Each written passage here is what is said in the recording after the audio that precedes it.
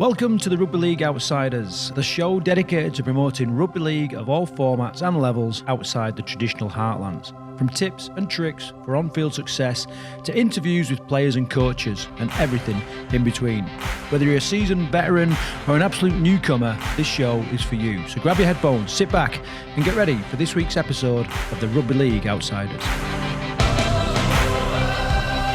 Okay, welcome to another episode of the Rugby League Outsiders. My name's Craig. And my name's Karl. And this week we've got an amazing guest called Adam Bates. When we were starting this podcast and we was getting it ready, we spoke to a few people and said, right, who do we need to speak to? And this guy's name came up time and time again.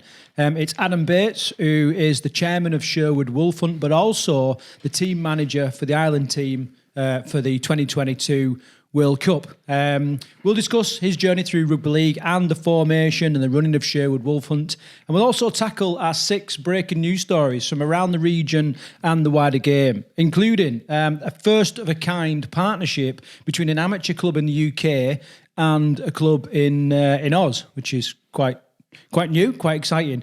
And the Rugby League Outsiders chat to England and Leeds Rhino legend Amy Hardcastle about growth, development of the women's game in the Midlands. Again, another great story. Adam, how have you sort of progressed through rugby league? What's brought you through rugby league to be sitting on this settee today? Yeah, so I was quite a late starter to rugby league, to be honest with you.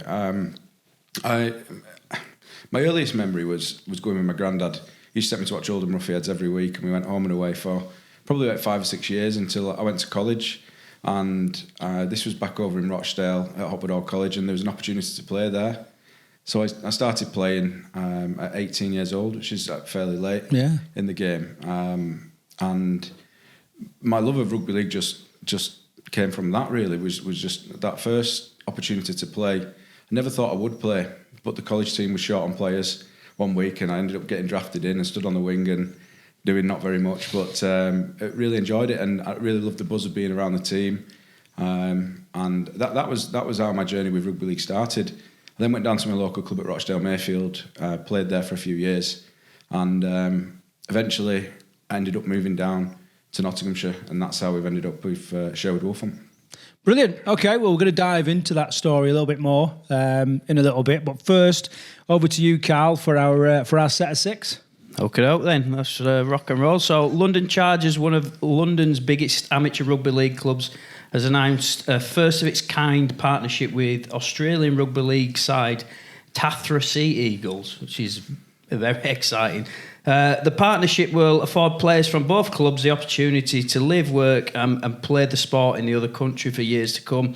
So it's like a partnership where they, if players want to go from one side of the world to the other, they help them out getting jobs and settling in with residents there and that sort of thing. So it's really exciting. I mean, if I was playing amateur rugby in London, and it's great, isn't it? Yeah, we used to have a similar program in the military where like the US Marines, well, we'd do like this exchange with US Marine. We'd go out to this place called 29 Palms in California. It was immense, and then they'd come to us in the west coast of Scotland, getting bit by loads of mozzies, freezing cold, snow everywhere. Not really a fair exchange, is it? It didn't really seem like a fair exchange, and I'm wondering if it's going to be all one way. Well, the club in Australia that they've linked up with Tathra, it's only a small town. There's like 1,500 people live there, so they haven't gone for any of the Sydney or Brisbane or anything like that. They've gone for a proper small sort of mining town, I think. It's a really interesting concept, I think, and I think there's an opportunity to do that a little bit more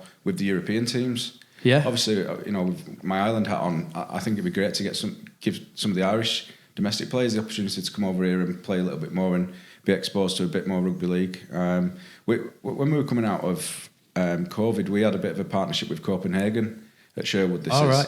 And that was the idea, was that we'd go over there, play a tour, but then their players could come over and experience a bit of UK rugby league. But it just never materialised. And I know, amateur football clubs do it quite a lot, don't they? I know my brother, when he was playing amateur, he went over to the Netherlands and stayed there for a while. But yeah, it's something I don't think we've really done in rugby league, have we? Not really, no. I know there's a few NCL teams that do it. At Rochdale Mayfield, my old club, they've just brought over 4 players. They're quite fortunate. They've got a house that they can used to house people. Oh, and so right. they bring them over and they play rugby league, and it's works quite well for them. It's not as easy as that for most clubs though. Yeah, that's good. So, fantastic story.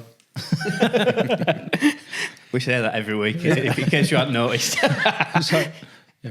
Oxford Cavaliers are back in the city centre this year after a 4-year absence. They will be playing out of Oxford Rugby Football Club. They've also linked up with a chap called Will Blakemore, who's an ex-London Bronco. He's come on board the coaching staff this year, which is great. Telford Raiders Media Day has been announced on the 16th of April at a place called Erdington Manor. Have you heard of it, Craig? Yeah, I've heard of that before, yeah. I thought that was your house, Karl. It is. So they're inviting the media local press along for their season launch, where the players, there's going to be full team photograph, meet the sponsors, all the social media stuff, all the stuff that professional clubs do. The amateur clubs, we're all getting involved with it now, aren't we? Yeah, that's it. I think it's fantastic. I saw it on socials this week. We've really got to make the effort to make players feel that little bit more special. You've got to do a little bit more than we've always done, and I think it's a great concept. Craig said the week one that we started recording this was that you used to feel special if you got your name in the newspaper. You used to cut it out and you'd keep it. Like, I've still got some of my old newspaper cuttings from when I was playing, and I think that's just what social media now is the new newspaper, isn't it? So yeah, we've got to make the players feel special and feel wanted, and essentially they buy into your club, don't they then? And once they buy into your club, they're not going anywhere. Yeah, absolutely. And it gets your club in front of lots of different viewers as well, which is fantastic. I know it's probably a bit of a trek for some clubs, but what Telford Raiders are doing, you'll see the product of that. You'll see what comes out of it. We're going to do a little bit of team building, confidence building, some media stuff and all that kind of stuff. If any other club in the Midlands wants to come down and do the same thing, then feel free, just get in touch and we'll do it. It might be a bit far for some people, but you never know. I've often thought that the Midlands could do with something, as a competition, as a bit of a media day. Get down, get some good images, some graphics, to be able to push it on social media as well. So hopefully, maybe in the years to come, we can. Get the next professional club I'm about to mention might want to tap into that idea, aren't they? So. Rugby League Outsiders, we were invited to the Midlands Hurricanes last week. We had a hospitality weekend there. I know Birmingham Bulldogs are going to be there this week. And although this isn't a massive news story as such, we kind of want to sell it to any other clubs that are watching. It was a fantastic day out, and the future for rugby league in the Midlands, if the Midlands Hurricanes takes off, it's really exciting, isn't it, Craig? Yeah, we've done like a 40-minute review of the whole day, which will go out in the next couple of days. So watch that, listen to it, and I think one of the best things to do is get your young lads there, because not only will you hobnob it with the chairman, the CEO, the head coach, and all that kind of stuff, and have a direct conversation about the talent you've got, but you're going to dangle a carrot in front of these kids, and they're going to be like, "That, hang on, I play really well." Put a performance in, that might be me. You know what I mean? And I'm playing big clubs, Rochdale on, it's Bradford, in the next couple of weeks. So huge carrot. Tackle 5. Derby Elks have announced their fixtures this year. So they'll be playing in the Yorkshire Division 4 and also hosting a team in the Merit League, in the Midlands Merit League. Their opening fixture is against Dearne Valley on the 6th of May. And they'll also be playing the Sherwood Wolf Hunt on the 17th of June. Are you looking forward to that? Can't shake them off, yeah. I always look forward to a local derby. Yeah, it's we've had this ongoing rivalry since we were created, really. Yeah. It's always been a quite a healthy rivalry, shall we say. But we've I don't think we've gone a season without playing them from memory. And the Yorkshire League now, they've progressed quite a lot as a team, Derby, as have we since we went up to the Yorkshire League. So the games are actually quite fiercely competitive and a decent standard of rugby league as well. I know you'll probably go into this in a minute, but how long have you been in the Yorkshire League now? So this will be our 3rd year. Oh, awesome. Yeah, this will be our 3rd year now. We straight out of COVID, we went into Yorkshire League. Made the leap. And how have you been competing the first couple of years? So quite well. I think we've got about something like a 95% win rate or something like that. We went unbeaten in the first year. Last year we we were unbeaten in the league, got knocked out of the cup, and then we lost in the grand final. So we've been pretty strong. Yeah, ripping it up, man. That's great, isn't it? And Derby did well as well. In all credits to them, I think they actually finished in it might be third or fourth position out of about 8 or 9 teams. So for them to come in and have a go as well, they've done really well. Awesome. And are they the most southern team in that league? Do you know? In that division. In that division, yeah. Yeah, they are. Yeah. Yeah. Yeah. Obviously, we've got Nottingham Outlaws. They're playing Division 1. They're the most southern team that play in Yorkshire, but yeah, not too bad for us really in terms of distance. It's I think we do less travelling in the Yorkshire League than we did in the Midlands, to tell you the truth. Great. You wouldn't expect that, would you? No. Like, not with distance we have to travel, but yeah, I suppose if you think about where you're located. Yeah. And the division this year that we're in, so they've kind of split everything geographically. So I think there's 4 Division 4s. So everybody's at the same level. Yeah. They've tried to do it geographically. So most of the teams that we play against this year will be South Yorkshire teams. So like the Dearne Valley, Dodworth, Sheffield Forgers, and then us including there. I think there's 1 Leeds team in there, which will be our furthest travel. But that'd be a night out, won't it, that one? You'd like to think so, wouldn't you?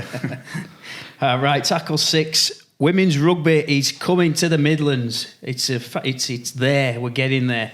So formation of a new women's league. It's on the horizon. It's not 100% confirmed, but it is happening. It's definitely going to be taking place this year. So Telford have got a new team. Obviously, Leamington was competing last year. Oxford, Nottingham have had a team for a couple of years.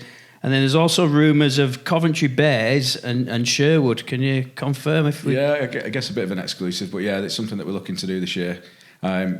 We originally planned it last year. We put a bit of a project together in 2021 to deliver it in 22, but the timings and the schedule just didn't work for us. Yeah. So we put it on the back burner, but we're really looking to do it this year. It's something that we're quite passionate about, and we see that as the next sort of phase in our growth at Sherwood, is to have a women's team, and there's we've been speaking about having a girls team as well. So we'll see how we go. But yeah, we're looking at doing that this year. Amazing. Yeah. So Telford, I know they're sort of just putting it together now. I think they've got a number of women interested. So yeah, it's exciting. We've mentioned the women's rugby every week on this show, and there's people like Jodie Cunningham are getting involved, promoting the division out there. So fingers crossed, couple of weeks it's going to be kicking off, and we'll Yeah, it's fantastic. There's so many great opportunities out there for women to play rugby league as well. The representative stuff, and you don't have to travel all that far now to find a club to play at. So it's fantastic for the game. It's what we need. And that's the set of 6 then, Craig. Brilliant. Okay, so now we've done our set of 6. Now we hand over to you. Can I add one more story in? Well, mate, sure. Can it be a set of 7 this week? Well, it can be 0 tackle, can't it? 0, yeah, hand over or whatever. So I just want to give a shout out to Josh Hodson, former Telford Raider who's playing for Batley. We had an interview with him last week after he scored 3 tries. Four tries last week, and then I was watching him last night against Barrow, and he scored again. So he's absolutely ripping it up in the Championship. And it's a good story because again it shows there's a pathway for these Midlands lads. You might think that Midlands players don't get recognised. Clearly, we have the talent in the area, don't we?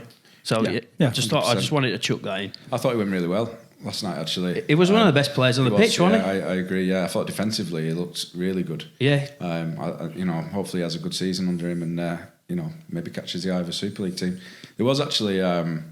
So at the Hurricanes game, there was a Midlands lad playing for Rochdale at the weekend, Lewis Peachy. All right. Yeah, he's from Derbyshire originally.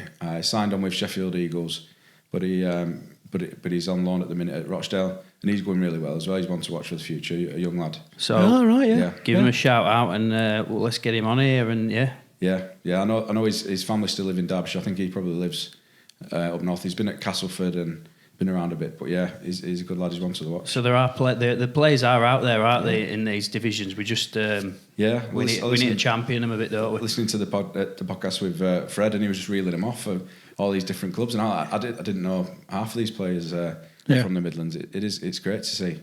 Yeah, it is fantastic. Fantastic. That's the set 7 then. Okay, amazing. Right, Adam, over to you. So we've got a few questions here that we're just going to throw out and have a conversation about stuff. And you've said stuff already that I'd probably like to dig into a little bit. So let's get into that. Can you just give us a bit of a rundown? And there's probably 2 parts to this. There's the Sherwood Wolf Hunt and then the Ireland, national squad as well. How did Sherwood come about? And I'm really interested in the name. You know what I mean? How that come about? You're smiling, so I'm wondering if there's a bit of a story there. I just knew the question was going to come. Oh, did you? You knew it? All right. Okay. Yeah. So go on then. So Sherwood, technically we're not. Sherwood is not an area. It's a forest that surrounds Mansfield. What we didn't want to do was, when we set the club up, was come in and just be Mansfield. We did want to capture a much wider area. So not to do with the previous Mansfield then, which has evolved into. It was more a capture, We wanted a much bigger geographical area, and we thought it was probably a bit ambitious to go in as a Nottinghamshire team straight away. Historically, there'd been a Mansfield team, and whilst we are based in Mansfield Woodhouse, we didn't want to restrict our reach catchment to just area, our catchment area to just be in Mansfield. The other thing that we tried not to do deliberately was align ourselves to any rugby union clubs locally, and that's not because we don't like rugby union or because we don't want to be associated with them. What we wanted to do was attract players from all different rugby union clubs to come and play in the summer, enjoy rugby league with us, and then go back to their own rugby union teams. And we didn't want to have that association so that people would think we were maybe poaching players or trying to encourage them to go and play for another rugby union club. So we play out of a rugby league facility, I guess. And players know now that they can come to us. They're not going to get badgered to go and play somewhere else at rugby union. They come to us, they get looked after, and they go away. So that was why we came up with the name Sherwood. We wanted to be independent from rugby union and create a bigger catchment area. The Wolf Hunt side of things, which is a unique name in itself, that's purely because in Sherwood Forest there was a group of hunters, and they were called the Wolf Hunt. So it's not Wolf Hunt is not a wolf it's or a wolves. hunt. It's a hunt. Yeah. Right. And so in our village there's a wolf hunt house, and that's essentially where it came from. We were Sherwood Wolf Hunt, but my God, it's caused me some headaches over the years in terms of branding as well. I think we're currently on our 3rd logo with the club, because originally Sherwood Wolf Hunt, the only thing we could come up with was a wolf. Yeah. So our branding was a wolf, and that just caused so many problems. And in the end, we ended up getting a designer to come in and design as a wolf hunter. Long story short, the guy that actually designed it was he helped create some of the Marvel characters. Oh, right. So he designed our current logo.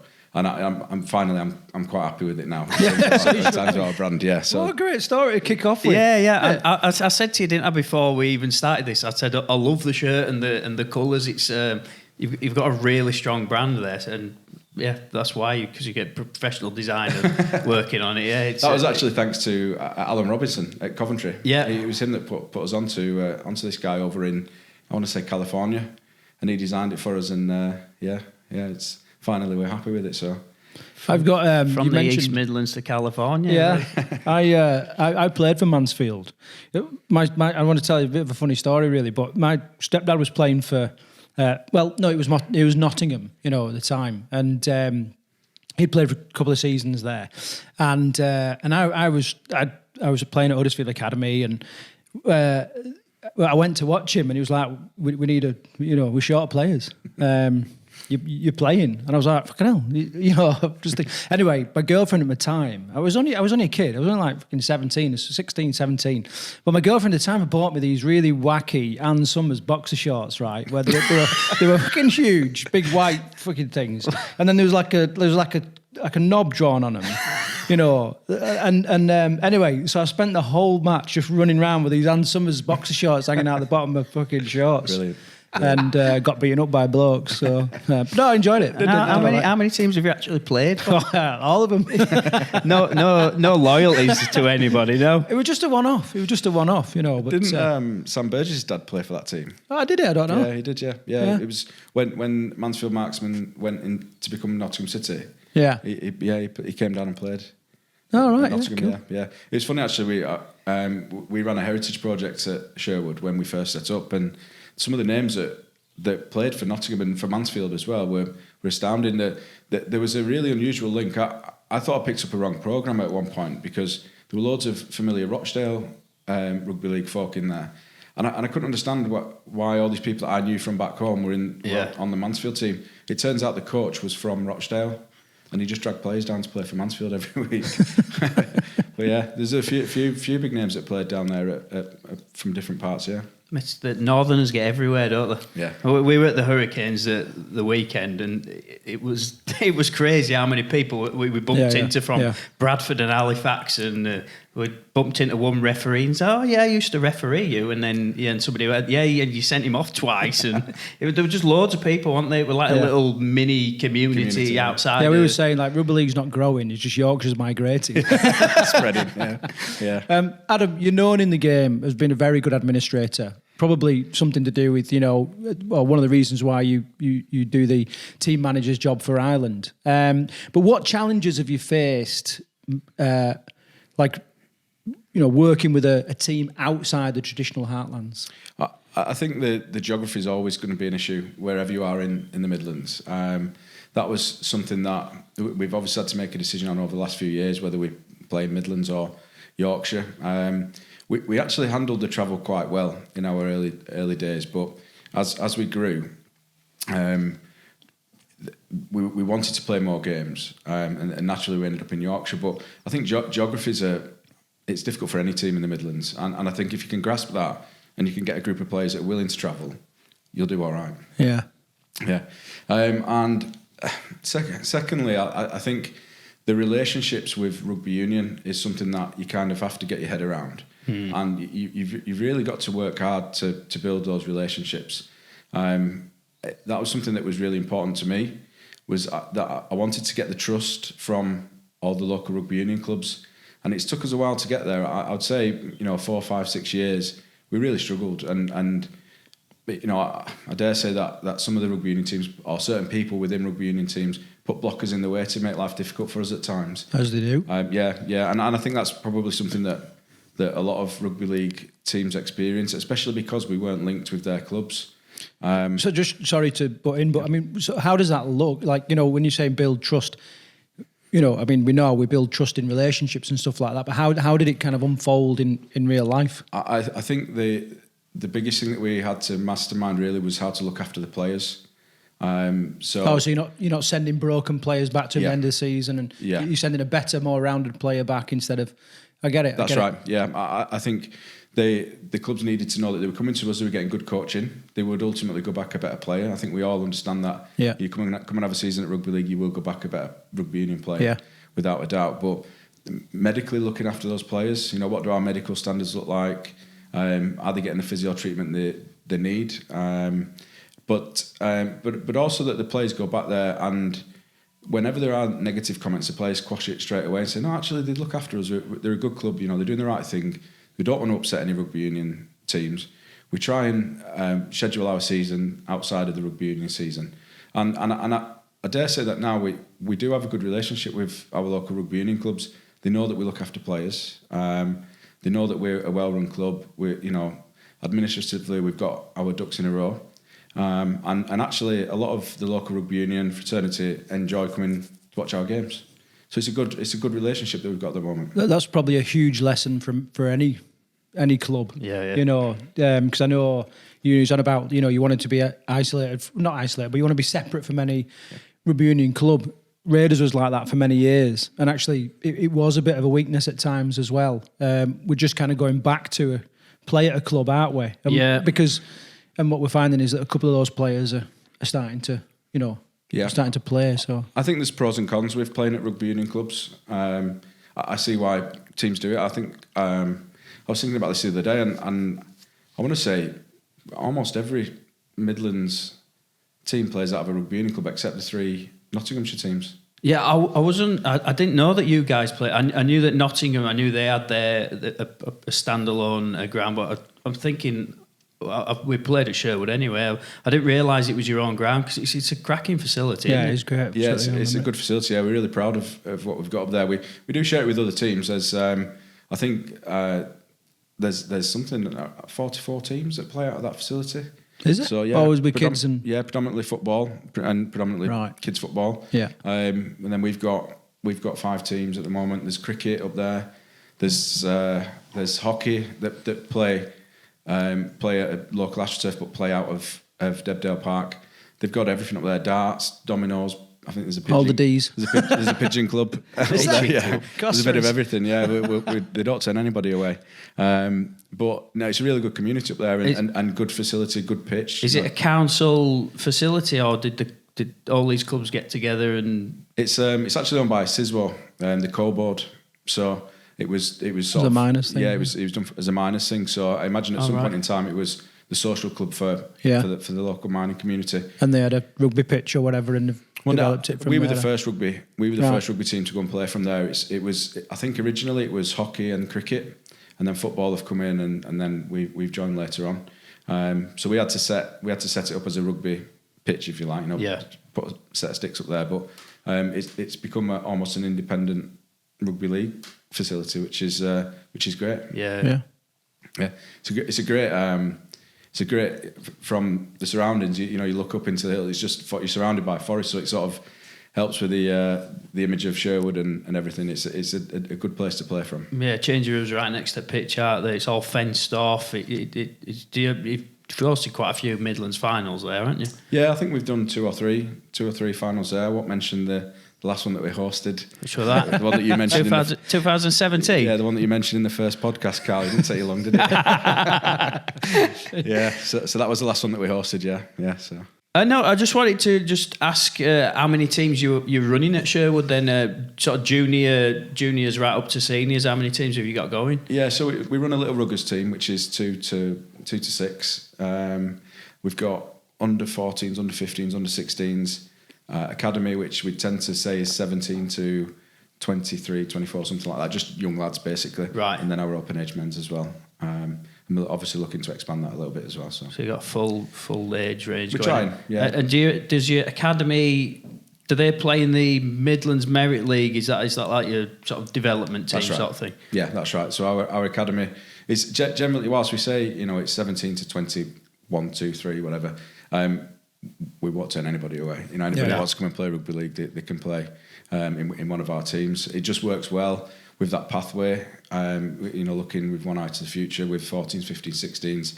Next step, open age, and then go from there. And your junior teams then, are they competing? Are they going further afield, Yorkshire, or are they predominantly Midlands-based teams? Yes, so our 14s and 15s is generally a new team. Right. We've not had big numbers for that team over the last couple of years. This year is the first year that they'll run as a 14s and 15s team. They'll be playing in the Midlands development festivals. Yeah. The 16s have been together for a year or two now, and they'll be playing in the Hull League. They've just been accepted into the Hull District League this year, and they're about to get underway in a couple of weeks. So that's a really exciting prospect for us. It's not the first time we've run an under-16s. Last time we were in the Yorkshire League, but the Yorkshire League are not accepting any applications from teams outside of Yorkshire at the moment, so we've had to go to the Hull District League, who have welcomed us with open arms. What's that all about then? Shut up shop or what? I'm not sure, but I know they've upset a few teams. There's a few teams that were not only are they not accepting applications from new teams, they've told some of the existing teams that play in Yorkshire that they can't play in Yorkshire this year. So off the top of my head, there's teams like Scarborough, who I would have said were a Yorkshire team. Well, yeah. They're so far out that I don't think they've allowed them to play in the Yorkshire League. So a lot of these junior teams have had to look for other competitions to play in. But sounds like an absolute crying shame. It's a real shame. Whatever's gone on there. Yeah, a real shame. And I think we look at ourselves in Derby. We contribute a lot to the Yorkshire League. In terms of a standard, we're not bottom of the league. We travel home and away, just as our junior teams would do. We travel home and away. We have good facilities. We're trying to build the game, and it just seems like a bit of a kick in the teeth that our juniors can't go and play at places like Sheffield, and we've got to now travel to Hull. But the good thing is I guess in the Midlands, like I was saying to you earlier, you know that you've got to travel if you want to play rugby league in the Midlands, and so it's not really deterred our juniors, which I'm really proud of the fact that they've accepted the challenge to go into the whole league, and it will be a tough ask because some good teams up in Hull. Without doubt, it'll be a tough ask going to Hull. Yeah, especially under 16s level as well, because those kids have been together, probably 6, 7, 8 years now. So it's going to be a tough ask, but we've got a good group of under 16s. I'm excited to see how they go this year. Just one more question. Well, question. I'm going to put it to you before we move on to and chat about Ireland, if that's okay. Yeah, is there anyone at the club that you want to give like a bit of a shout out to? Administrators, players, parents, coaches, whoever, and why? Yeah. So the two people that spring to mind straight away is our head coach Glenn, who has been involved in the club since day one. He started off as a player. He returned as a player, but then has taken on the coaching mantle, and he's had a really successful stint as a head coach. When you look at it, we won the Division 1 I think 3 times. We won the Midlands Grand Final at the second time of asking, and then we went into the Challenge Cup. We had we won our first game in the Challenge Cup in 2020. He's been a real sort of mainstay for the team. Just touching back, that was a massive moment, wasn't it, when you played in Challenge Cup? I remember watching it. Yeah. It was incredible. I remember the run up to it. You were going for the Harry Jepson and all that. It was big waves across the Midlands line. Yeah, we had an outstanding year that year. I think we joked about the. I want to say it was 2018, the Telford Sherwood game at our place, because 2019 we went on to win it, and we went unbeaten after that game all the way through to the Harry Jepson final. And we played against West Warriors down in London, and they give us a bit of a hammering, to be honest with you. Physically, give us a hammering, but we put up a good show. We proved that we could play outside of that summer window, and the RFL gave us the option. They said, "Look, if you can guarantee me that you can get a team together in January, we think we can give you a spot in the Challenge Cup." And they said, "Have a couple of days to go away and think about it." And I said, did you just go, yeah. Where do I sign? We'll get a team, no matter what, we're going to get a team together for that. So the Challenge Cup was one of those goals that I had in my mind. It was a competition I never had the privilege of playing in as a player. And I always wanted, it was something that I said, in 5 years, I'd love us to be knocking on the door for a Challenge Cup spot, and it'd be good for the area, it'd be good for Nottinghamshire and for the Midlands. And it came a lot sooner than I expected, but it was an incredible run. The Harry Jepson was a great event. We enjoyed that. The cup draw, the January leading into the Challenge Cup was phenomenal. So exciting, wasn't it? It was outstanding. As a rugby league fan, I love the Challenge Cup. I always have done. But to have Sherwood in it was like a dream come true at the time, and we really embraced it. We did everything we could. We had hospitality. We sold out the hospitality in the clubhouse. We got new sponsors. We'd done like new leisure wear for the players and all that. We really threw everything at it, and we got our just rewards in that first game. And I don't know if you saw it, but we were losing with 1 set to go, and scored on the last touch of the game to win it. It was just absolutely incredible. It's a moment that I'll never forget. Yeah, I'll never forget that. And the same for the second game. We drew West Bowling in the second round, and we did the same again. We threw everything at it. We had hospitality sold out again. We're very fortunate to get 2 home ties in the Challenge Cup, actually. But the crowds that we got for them 2 games were phenomenal. I think the first game was 400. It was around 400. Second game was 600, and it absolutely teamed it down. That's mega, isn't it? It was unbelievable. It was great. The atmosphere up there was like nothing I've seen before. But you do see it. I obviously keep a keen eye on the Challenge Cup now, and some of the games that are on TV, you look at the crowds, and the crowds are fantastic for Challenge Cup games, and we had a slice of that. And I always remember going to a Midlands forum meeting. I think it might have been in between the 2 games, and I said to the guys that were there, Fred and Joe at Nottingham, I said, look, if there's one thing you need to get your team to do, it get to the Challenge Cup, because it just catapults you as a club. Sponsors come out of nowhere, players just appear, spectators. It just really just takes you to another level. And I'd love another shot at it. I keep lobbying the RFL. I'm a bit disappointed this year that there wasn't a team from the Midlands in the first round. I think we're the only region in the UK and Ireland not to be represented in the first round. And I made sure the RFL knew about that. Yeah. So I'm hopeful that, I know you guys have spoken a bit about the Harry Jepson coming back. Yeah. And that carrot being dangled for Midlands, but my message to the Midlands teams that have got a chance, throw everything at it, because it'll be well worth it. Yeah, I mean, when like I've mentioned in previous episodes, when we were playing in the Harry Jepson Cup, that was the thing that was on my mind. I'd always wanted to play in the Challenge Cup. Unfortunately, never made it. But yeah, that was the, like I said, the carrot that was being dangled. So yeah, I'm hoping the Harry Jepson is properly back this year. And yeah, I hope so. I hope to see that. And we were very, very lucky in that we'd won that first game, and I remember that night just turned into a massive party, as you can imagine. And I remember getting a phone call from the RFL. It was one of the media guys, and he'd said, he'd sort of introduced himself. He said, "How did you get on today? I don't think he believed that we'd won, if I'm honest with you. Yeah. How did you get on today?" I'm thinking, well, we submitted the score, so you probably should know. Yeah. And I said, yeah, it's been a really good day.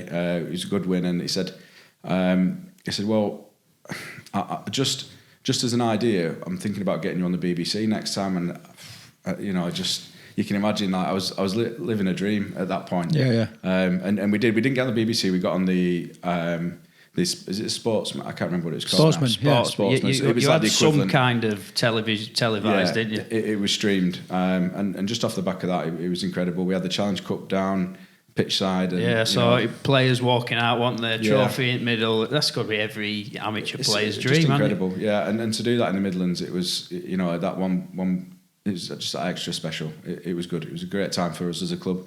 Unfortunately, what happened after that, nobody could have predicted, and that was COVID. It really took the wind out of our sails. I felt that in 2020 we could have gone on to do just as well, but it took the wind out of our sails a little bit, unfortunately. You mentioned one. You said two. So who's the other person you was going to mention? Oh, sorry, Craig. We've got digress. So Jamie, who's managing our junior stuff at the moment. Right. Jamie McNeil, he's come in 2 years ago. Doing an absolutely incredible job with our juniors. He's really helped us to organise, recruit players. He came in as a coach. Now he's like me. He's just doing admin all the time on the computer, texting, writing out emails, texting, arranging sponsors. He's doing an absolute phenomenal job for our juniors. He's brought in an incredible amount of sponsorship that will support the 14s, 15s and 16s for this next year. He's doing a great job. We're really focusing a lot of our energy on the juniors, which means that ultimately he's got a lot of work to do. So, we're trying to get people through safeguarding, through level 2 coaching course, which we did last week. We completed level 2 coaching course. I think we had 8 new coaches pass at Debdale Park last week, which was great. But Jamie obviously takes on a lot of that, and he's doing a fantastic job. We do have lots of other great volunteers, I will add that in there. But those two spring to mind, definitely. What we said we were going to talk about Ireland, but you've just, this is just great, isn't it? Other clubs, okay, if it comes to, like, gaining sponsorship, bringing in volunteers and all that kind of stuff, what tips and advice have you got for people to help them with that? Don't be too greedy. Don't go in for too much money. I thought you was going to say ask. If you don't ask, you don't get. No. To hear that is so. Glenn always says to me, "We're not a bank." Remember that, we're not a bank. And so one of the I don't know what consider it now, but basically when it comes to sponsorship, I have 3 levels that I aim for. One is a real entry level, so that might be 30 quid. Yeah. Or this year it was £100 to go on the shirt. I always try and have something that anybody can do. Yeah. Anybody that's got a small business can find themselves on a kit. But what that's done for us over the years is that those £100 sponsors have turned into £500 sponsors, have turned into, a couple of £1,000 sponsors. So as their businesses become more successful, they stick with the club because we gave them an opportunity as well. And I think we have one main sponsor and 5 principal sponsors at Sherwood. I want to say 4 out of the 5 all started off as £100 sponsors, and they became principal sponsors over time because we looked after them. We weren't too greedy. We didn't ask for too much, and we've developed those relationships over time. What do you do? Like say you get to the end of the season, how do you recognise? Do you give them a shirt? Do you photo opportunities and all that? Or? Yeah, we try to where we can. We try to. We always recognise them at the end of season presentation. I think what we do really well is what we do through the season. So we don't just take the £100 and run off with it. Mate. You know, thanks very much. We'll try and, you know, promote the business through the year and make a real conscious effort to continue doing that and building that relationship as much as we can. So it's not just about beginning and end. It's what you do through the year that really makes a difference to me. There's, you know, I was speaking to one of our sponsors last week, and he said, you know, we sponsor a local football club as well, and they don't do half the stuff that you do for us through the year. And that's a really nice bit of feedback for me, because it means that, you know, if he's getting that treatment, then all of our sponsors are getting that treatment. And I think that's why they come back year on year. You know, it's very rare that we've had one sponsor that's put money in and not come back for a second year. Yeah, what a great piece of advice that was. Yeah, it's amazing. Business advice and rugby league talk all on one show. Yeah, that's it. Okay, if we can have a chat about, you know, the Ireland job. How did that come about? You know, was it? In fact, I was talking to someone. Who was I talking to? That was the Welsh team manager for Wales. Darren Mawson. Yeah. I was chatting to him, and he was sort of talking to you. Well, it's odd, isn't it, that we've got the Welsh and the Irish team managers both in the Midlands. Yeah. It's uncanny, really. But yeah, I'd seen that he'd just taken on the role after the World Cup. I think he was assistant team manager during the World Cup, and now he's gone on to be team manager. I think to explain how I got there, probably have to backtrack a few years. So when we'd set Sherwood up as a club, we were doing really well. We, you know, promoted the club quite well. And at the time, Rochdale Hornets had a vacancy for a chief exec. And it's not something I'd ever really considered, working in sports professionally. But I was contacted by them and said, look, we've seen you from afar. We like what you're doing. Would you come for an interview? And we've got this job opportunity. And, you know, long story short, I got the job and went there for a year and a half. And I kind of got a bit of a bug for that level of sport generally. You know, as Greg alluded to the other week, there's highs and lows in Championship rugby and in League One rugby. It was a tough old couple of years. I think I was there for 18 months in the end. And the reason why I left was purely because we were due to have a little boy. My little boy was born, and I didn't want to be travelling back to Rochdale every day for work. So I left Rochdale, but came away with that burning desire to carry on working at that level. And I'd seen enough and I'd done enough to know that I could work at that level. And after I'd had a taste, I was kind of keeping an eye out for something that would work around my job, and work around family and stuff like that. And then the Ireland job came up in it was early last year. I think it was April last year. They'd had a bit of a shift around in off-field staff. I think the head coach had left. Jed Corcoran took the job, and then there was an opening for the team manager. And I saw it, and it was one of those. I kept looking back at it time and time again, thinking, do I, don't I? You know, have I got? It's international rugby. Have I really got the credentials to do that? And I thought, well, sod it. I'm just going to ring Jed. So I got Jed's number, give him a ring, and I said, look, you know, this is what I've been doing. I think I can do a job for you. Is there any point in me applying? And he said, yeah, come for a coffee with me. We went for a coffee. And then it kind of just went from there. I interviewed with the chairman of RLI, got the job, and then all hell broke loose for 6 months leading up to the World Cup. Was it pretty manic? It was hectic, yeah, it was hectic. I think, you know, that obviously the shift around in staff, that had happened for a reason. That we were behind on a lot of the regulatory stuff that the World Cup were asking for. Financially, there was a bit of uncertainty about where we sat and what we needed for the World Cup. So immediately I came in, I had to do quite a lot of commercial work. So was it touch and go that you'd even appear? You was always going to do it. Some might say that we might not have made it. Right. Yeah.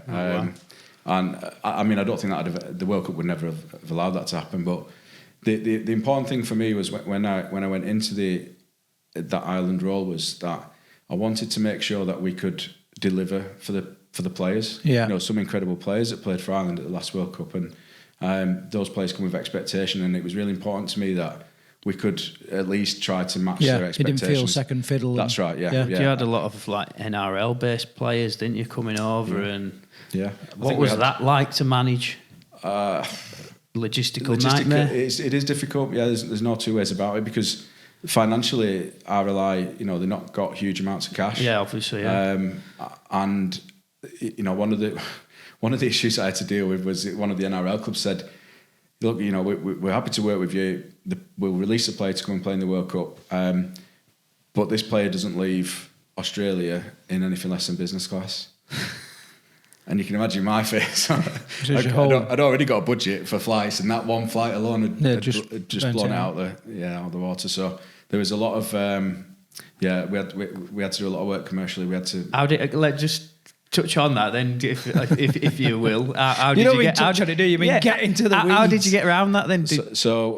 We tried to negotiate with the club, and they offered to support us a little bit. Right. So they contributed towards the flights, the problem that we'd had was that the way they worked out the flights, there's a contribution from the World Cup for the flights, but they manage it based off where your nation is coming from. So even though we had players coming from Australia. They were doing it from Ireland. They were giving us the cost of it. Yeah, that's it. So the contribution was tiny. But what had happened was the World Cup had already gone out to Australia. I don't know if you remember, there was this issue, wasn't there? They wanted to get the World Cup off the ground in 21. Yeah. The World Cup officials had to go out to Australia, and they sort of bargained with them and said, we'll send all your players over in first class and it'll be fine. No. They didn't mean the island players, so that kind of set up the issue for the club, saying, look, he's not leaving. Well, I mean, in all fairness, Luke Keary, when pretty much towards the end of the season, and we had him flying out from Sydney to Manchester within a couple of days of him finishing the season. He didn't want to be in economy class. No. This guy's an absolute superstar of the game. We couldn't fly him in. It'd be unfair to send him in economy. He'd be badgered for 24 hours. So yeah, we made it work one way or another. Not all players came over. We had to negotiate with each player to, either get a contribution from the clubs or we made it work one way or another. Put it that way. It must have been such hard work, because essentially, when you think of international rugby league, that's supposed to be above club level rugby league. But obviously, the NRL is such a massive monster in it, and like you say, the superstars out there. So it must have been difficult. Unfortunately, it's not. I think there's probably really. I think if we're being honest, there's probably only really Australia that can meet the expectations of the NRL. Yeah. Everybody, even England. I don't think England can get anywhere near in terms of like facilities and the staff that they've got within them teams. I don't think anybody can get near it apart from Australia. Yeah. But it was a challenge. And that we're talking about money here, but there's the logistics of managing a group of 30 odd people for a whole month. So there's a lot that goes into that in terms of having a really tight schedule, getting players from A to B for training, for media obligations. We did a lot of community outreach work whilst we were there in Leeds. So there was a lot to do in that 6 months. Settling him as well. Obviously, a lot of players are going to be away from the families. I imagine that was quite difficult. Yeah, it was a really odd dynamic, really, for this World Cup.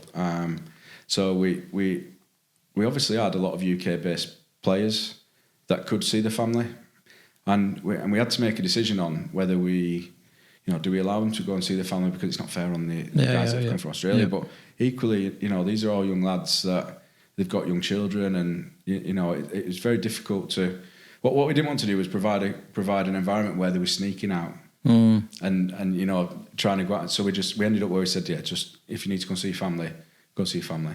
It was hard on the Australian guys, and the next World Cup will be an altogether different dynamic, because it's in France. Yeah. So we're all in the same boat. Yeah. So that's some of the downsides, some of the friction. Was it one of the highlights of your Incredible. life? Absolutely incredible. Yeah. So as part of it, I actually brought Glenn in. Glenn came and helped us out through the tournament. And I remember I'm skipping to sort of the last day of the tournament now, but I woke up the day after the New Zealand game, and I just remember saying to Glenn, I said, I've just had a weird dream that we went to the World Cup with Ireland and Luke Keary played for Ireland, and it was like a dream. Like I'd spent 6 months meticulously planning this tournament, and it just seemed to go over. It just ended so quickly, but it was incredible, absolutely incredible. Just to have that opportunity to work with them players was a dream come true for me. I never thought I'd ever get that opportunity. And I'll be honest with you, when I left Rochdale, as the chief exec, I did leave with a bit of a sour taste in my mouth, because you have to deal with a lot of issues at that level. So one of the things I didn't get on with was the player contracts, and when money was involved, I really didn't like that side of the sport, because rugby league was a hobby for me, and everybody pays to come and play. But when money gets involved, it does muddy the water quite a lot, and it left a sour taste in my mouth, and I wasn't sure whether I wanted to go back into that environment. But I can honestly say, with all the lads that played for Ireland, they were all unbelievable. You know, they treated every member of staff with the utmost respect. They were helpful when they needed to be, but they were absolute ultimate professionals, as you'd expect. Yeah. Yeah. So it's fantastic. And is that a role that you're going to extend on? Are you going to carry on with that? Or Yeah. So we're already planning for France 2025 now. Yeah. So we've got the Euro Championships at the end of this year. We've just drawn England, Serbia and Scotland in our group. So we'll play them 3 games at the back end of the year. Potential to qualify right there and then for the next World Cup. So we're hoping to get there at the first time of asking. Okay, great insights into the Irish national team there. Let's bring it back home a little bit now. Have you got anything of interest coming up for Sherwood? Yeah, so we're actually going into our 10th season this year. We were established in 2014, so I'm really looking forward to celebrating the last 10 years in a few different ways. We want to use it as another sort of momentum builder to develop more teams, but have some real good events and bring back some of the players that have supported the club, have played for the club, some of the sponsors that supporting our club loyally over the last few years, and putting out some good events over the next year or so. I've thought about putting a Masters team on. Yeah, so that's what I was referring to there. I'd really like to use our 10-year. So it's our 10th season, but our 10-year anniversary is 2024, right? Officially. What I would really love to do is expand the club at both ends. So look at having an under-12s and then a Masters on the other end. So then we've got a full sort of secondary school age group. It goes 12s, 14s, 15s, 16s into our academy.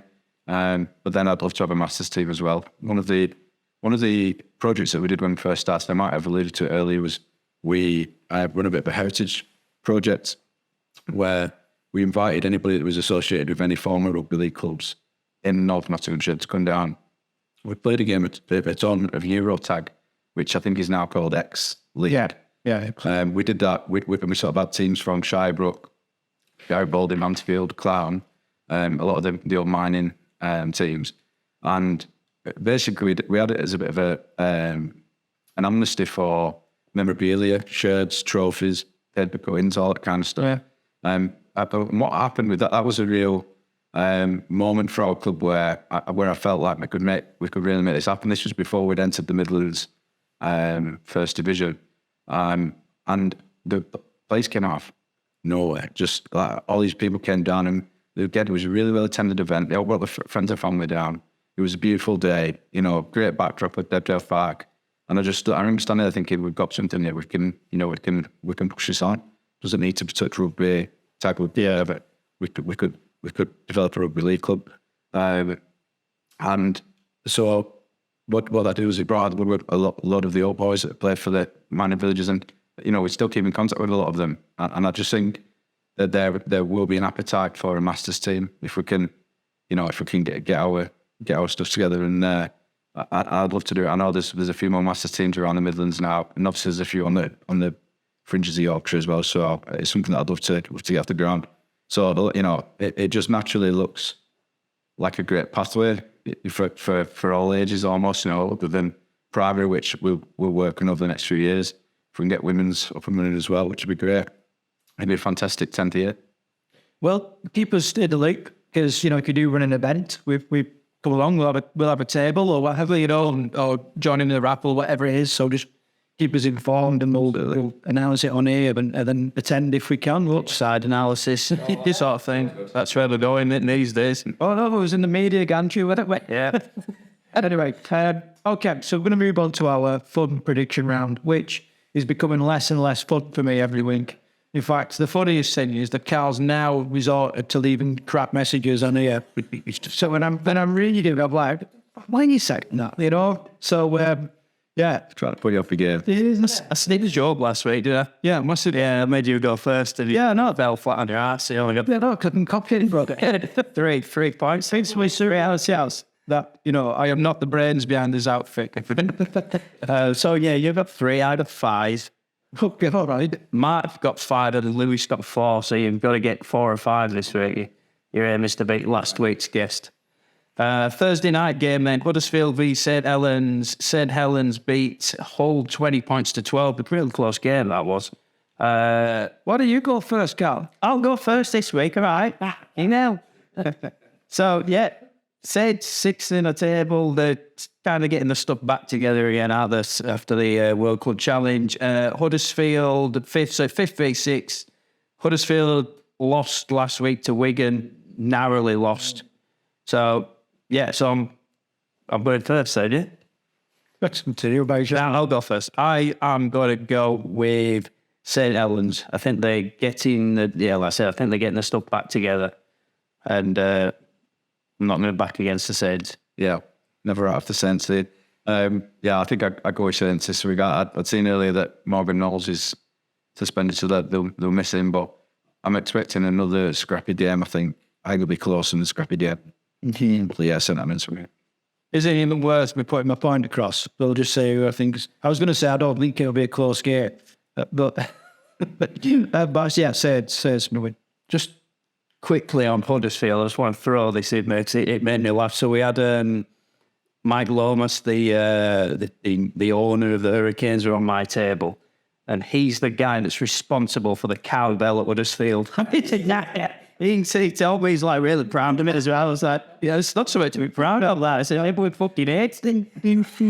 Well, you get the cowbell here. I'm sure I saw somewhere last week that they're now doing merchandise, call themselves The cowbell art or made the difference. I'm like, it's an actual thing. That's it. Yeah, he's probably always jumped a bit. I think he's saying started like it were a bit of they rolled up with a brass band anniversary. That didn't work, didn't it? Well, the Leeds have already got it. Yeah, so anyway. Friday night, Castleford v Warrington. Warrington top of the table, 5 from 5. They beat Lee last week. Castleford, Yeah. the surprise win, wasn't they? Like, well, was it a surprise win, Craig? Because last week was week 5. The week you've been telling us Leeds were being awesome all week, and that's when they're coming back. And a dreadful Castleford came from nowhere and turned them over. I can't see Cass having enough to beat Warrington, even though it's a Castleford. I think Warrington, they look like genuine contenders this year, so I'm going Warrington straight away. Yeah, I think it's hard to look past Warrington. I think this game's come at a bad time for Cass, actually. They could have done with a bit of a momentum build off the back of that win last week, but I just think Warrington are going to be too strong this week, yeah. Likewise. War. Move along. Wakefield, should we give a round of applause? Yeah. Yeah, so I saw the Wakefield score and it was 13-14 it finished off, and I joked last week, I wonder if they're going to go for a drop goal to break the double. They didn't. They were actually winning, wasn't they, for a fair while in that game. Yes, it's Wakefield v Hull KR. Hull KR a bit hit and miss out there, so they've won 2, lost 3, 7th in the table. Lost to Catalan last week, which you said they were going to go to Catalan and win, didn't you? Which is where you lost another point last week. Like Wakey, we already touched on it. So although they did score a lot of points, they did run Salford pretty close. Wakey still bottom of the table. Even though it's at Wakey, I think Hull KR are going to be too strong. He's thinking about it. I don't know. So at the beginning of the season, I'd have gone a Hull KR without a doubt. There's a strong Irish contingent there as well with George King, our captain, plays there. And they've got a few injuries. They're missing the captain. I think Wakefield are going to be really enthused by last week. I'm going to say Wakefield. Ooh, brave, innit? Yeah. I'm going Hull KR. Yeah, Hull KR. That's if it takes place. Yeah. Only there's yet another pitching spot. Was that third week running? There's an announcement today that it's going ahead. Right, okay. So I'd seen somebody they've got to play this weekend. What's gone on with that pitch, really? I can't understand it. Yeah. The timing was terrible to fit the pitch. I don't know. It's sort of like 90% grass, 10% astro in it. So what did they do? Just put the astro down. They didn't have any turf on it to start with. I don't really know what's happened. Sure. I know that. So Headingley was the same for the World Cup. They had a really short window, but the pitch was incredible. Once they'd done them, I mean, the groundsmen were working on it tirelessly in the lead up to the World Cup, but it was incredible when it was done. Same with Lee, they've got a similar type of turf. Yeah, and it'll be good for Wakefield. It's what the Premiership football teams have had for years, isn't it? Yeah, but what you don't want is you don't want to be playing on that pitch of the Championship itself. Hopefully they get their shit together and stay in the Super League. Yeah. Okay, Leeds, Catalan, Saturday. Leeds lost to Cass last week.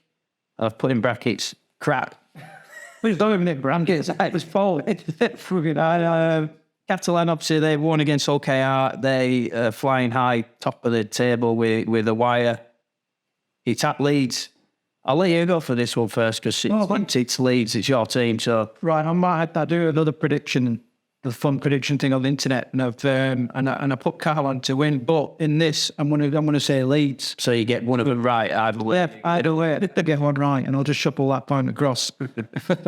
So I've only got the Leeds based on the fact it's at Headingley and they could have fucking pulled the finger out. And maybe I was 1 week out, said they were going to come strong week 5 and maybe it's week 6. The Leeds fan club was slating them on Twitter this week after shocking last week's game. Yeah. I didn't actually see. I only seen the highlights, but I thought Leeds were really poor last week. Yeah, it's too shocking. Yeah, it's a real shame actually. Because they had a really good back end to the year last year.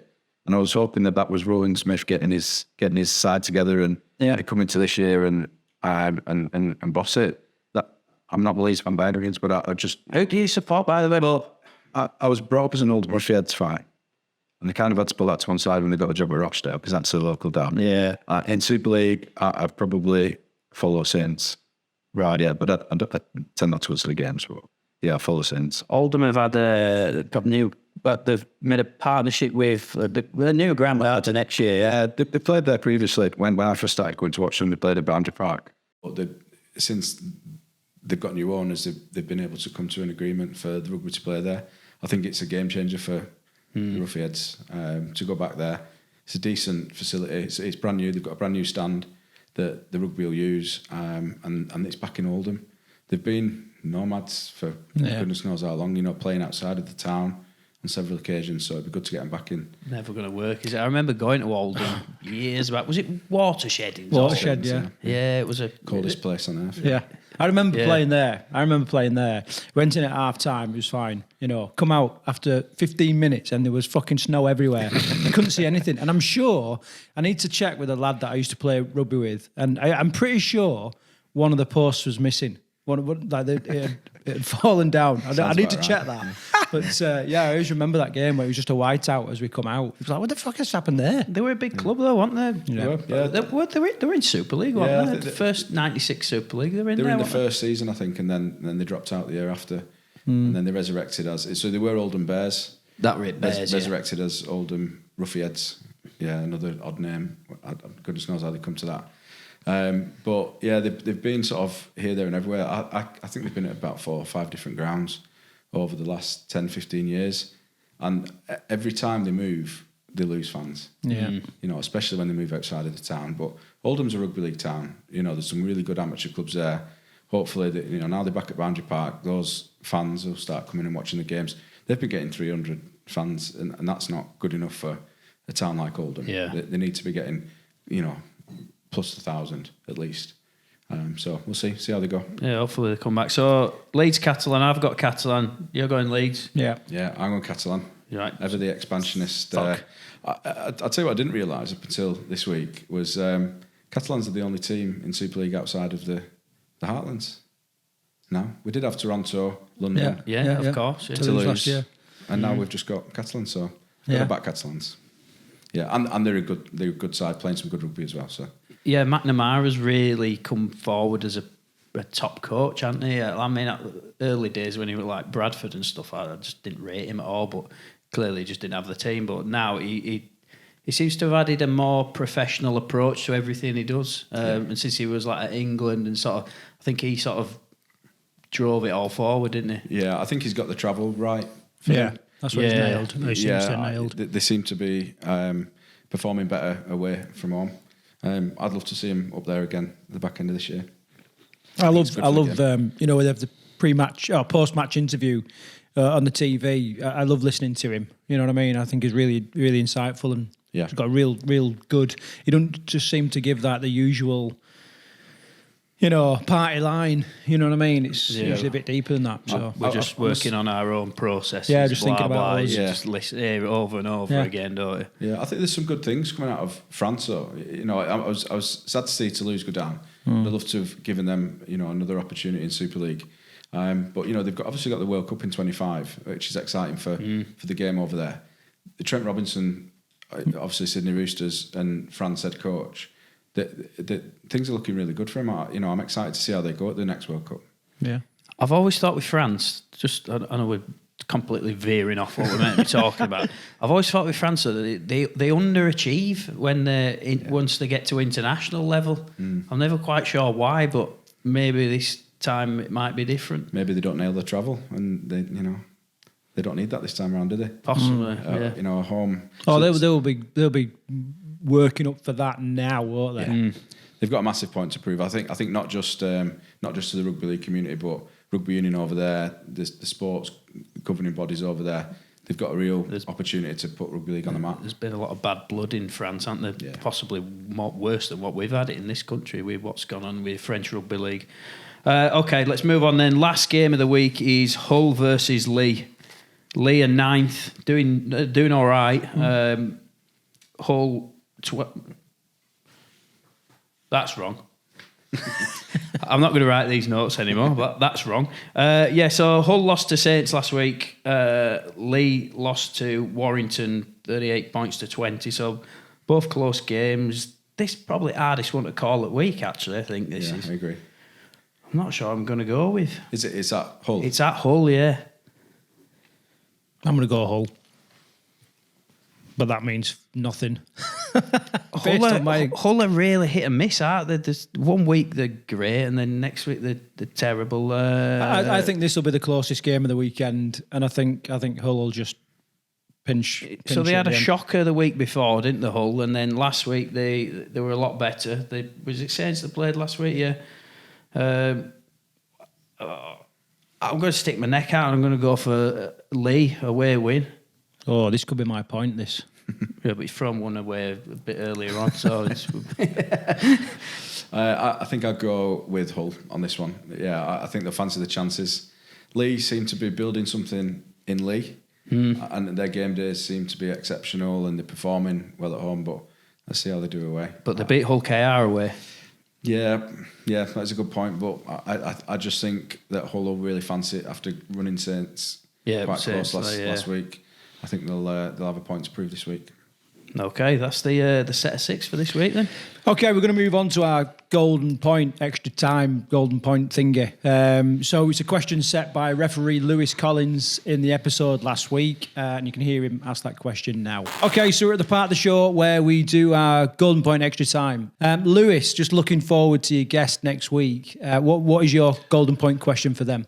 I'm going to keep on the refereeing theme, and I would like to ask my guest next time for which law in rugby league would they get rid of or change, and what would they have in its place?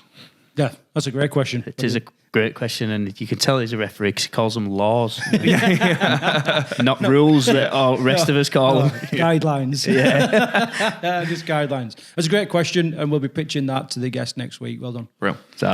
Okay, so there was Lewis asking his question. Just to summarise, what rule would you get rid of or change?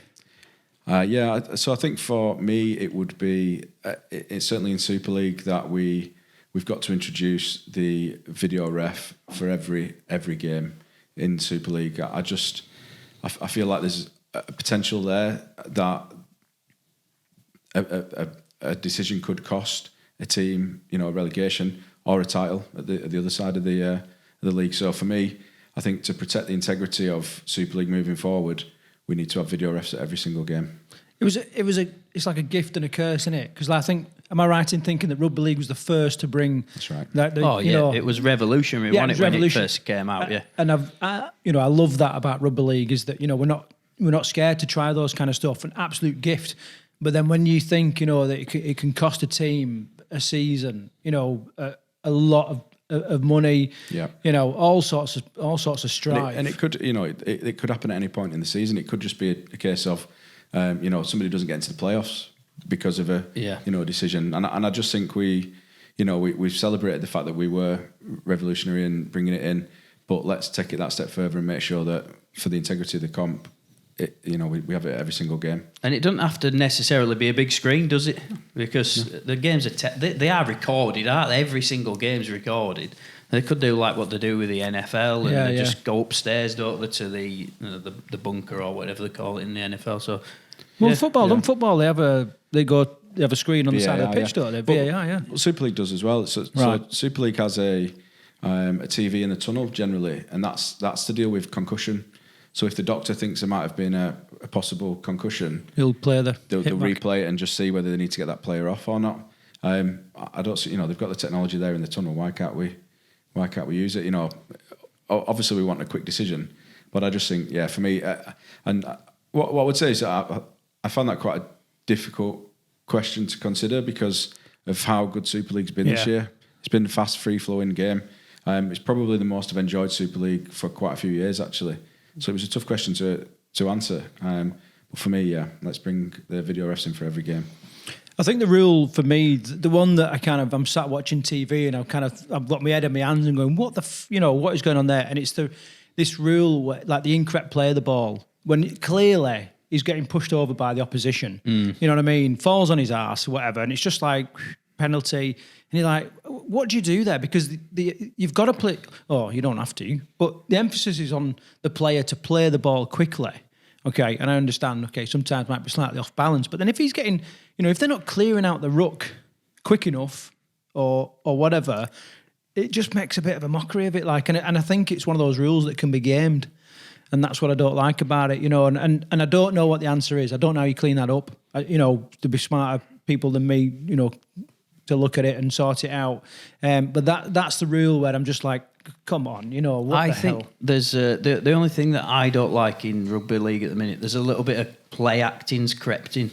Yeah, where somebody he kicks a ball through, and it just gets lightly brushed by a defender, and they're throwing themselves on there. That is creeping in a little bit, I think, and I'd like to see almost referees penalise play acting. Yeah. But it is a dangerous one because if they're not faking an injury or... How do you quantify it? Yeah, it is difficult, but it is creeping in. I seem to recall there was an issue at the beginning of the 2021-22 season where people were in the way of the ruck and the hooker would just throw the ball at them. Yeah, that's it, yeah. No, before, it must have been like... Yeah. Before COVID or just after COVID, one of the two. And they stamped down on that quite quickly because that made a bit of a mockery. And the crossing as well, when people were running dummy lines through, defenders were throwing themselves on floor, making that being taken out. But like I said, they've got rid of that. But that's the only thing I'd... Yeah. Okay, thanks, Adam. It has been one of my favourite episodes. It really has. I've really enjoyed speaking to you. I, for one, look forward to speaking to you again and getting you on the podcast again, so... it's been an absolute pleasure. I'm, become a big fan of the podcast, so I'm looking forward to watching it for years to come. Oh, wait, what's happening? Andy's the first guest that's brought us a bit of merch. Yeah, so he brought us a hat each, which is appreciated. Yeah, I like the idea of that. Okay, little look forward. None at Telford lads are going to talk to me now, are they? You got a bit of shit on your head, mate. But, a little bit of a look forward. So we mentioned the Raiders Media Day earlier on. I just want to throw it out there that, if you have got a media day, signing on day, whatever, let us know. Karl and I, we went on to the Midlands Hurricanes the weekend. We've got a couple of other trips coming up. So, we want to kind of get the Rugby League Outsiders on the road a little bit. So if there's anything like that happening, just let us know. And if we can get there, be part of it or whatever, do some on the road interviews with some of your players and staff and all that kind of stuff. And you can have the footage, you can have whatever, then just let us know, because we'd be really interested in that. And then the other thing, we were talking about going on the road. Rugby League Outsiders, we're heading up to Odsal next weekend, is it, when this goes out? Weekend after? Yeah, it'll be weekend after, won't it? And we're going to do like a bit of a behind the scenes like video of the run up to the game, and then actually in the game, documentary style. We've almost got like access all areas, which we're quite excited about. So we're going to be doing that, and then we've also got some really interesting interviews to do on the run up to that game, and also whilst we're up in Yorkshire. Do you want to? Are we? No. We're not announcing it? No, wait, no. Let's just wait and see. Oh, come on. Let's wait and see. What do you mean? Are you not 100% certain? No, you never know with stuff like this. So I know with you, mate. You'll get it sorted. Sounds good, though. I think that was one of the things that intrigued me most at Rochdale, was the stuff that goes on behind the scenes. Yeah. It's incredible. It's 100 mile an hour, stuff that you generally, as a fan of the game, you never get to see. So it's great that they've allowed you to go in, hopefully. For behind the scenes. No, we're there. Have you seen the Welcome to Wrexham with Ryan Reynolds programme? Yeah, it's going to be like that. It's going to be like that. Yeah. Similar audience as well. Yeah, so that'll be happening in the next couple of weeks. We've got loads of stuff coming out. So please, as always, follow us on the social media, subscribe to our YouTube channel, because we do put out these little extra episodes that we don't upload to Spotify and all those different platforms. So if you want to get all the content from the Rugby League Outsiders, then you need to be subscribed to YouTube. So from me, thank you very much, Adam, and take care. Pleasure. Thank you. Yeah, for me, it's been as good as we expected. We had lots of recommendations to get you on, and it's been just as good as expected. So thank you for making the trip over. I really appreciate it. It's a pleasure. I've really enjoyed it. Thank you. Cheers. Thank you. That's the final whistle for this week's episode of the Rugby League Outsiders. We hope you've enjoyed it. Don't forget to follow us on social media and share this podcast with your friends. And as always, if you have a story to tell, a club to plug, or a player that deserves recognition, we want to hear from you. So until next time on the Rugby League Outsiders, take care.